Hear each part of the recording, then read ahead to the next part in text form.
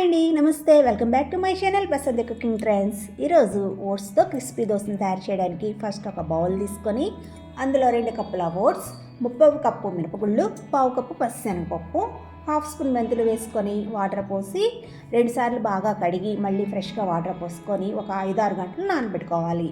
6 గంటలు అయిన తర్వాత ఒక మిక్సీ జార్లోకి ఈ నానబెట్టుకున్న ఓట్స్ని వేసుకొని తగినన్ని వాటర్ పోసి మెత్తగా గ్రైండ్ చేసుకోవాలి. ఇప్పుడు ఈ పిండి అంతా ఒకసారి బాగా కలుపుకొని రాత్రంతా పులియబెట్టుకోవాలి. మరుసటి రోజుకి పిండి చక్కగా పులుస్తుందండి. ఇప్పుడు అందులో తగినంత ఉప్పు, పిండి కన్సిస్టెన్సీని బట్టి వాటర్ని యాడ్ చేసుకొని గరిటె జారుగా ఉండేటట్లు కలుపుకోవాలి. ఇప్పుడు స్టవ్ మీద పెనం పెట్టుకొని హీట్ చేసుకోవాలండి. పెనం వేడైన తర్వాత ఒక గరిటె పిండిని ఈ విధంగా పలుచగా స్ప్రెడ్ చేసుకోవాలి. పైన పచ్చిదనం తగ్గిన తర్వాత 1 టేబుల్ స్పూన్ ఆయిల్ వేసుకొని కాల్చుకోవాలి. స్టవ్ని లో ఫ్లేమ్లో పెట్టుకొని 2 వైపులా కూడా ఎర్రగా కాల్చుకుంటే క్రిస్పీగా ఉండే ఓట్స్ దోశ రెడీ.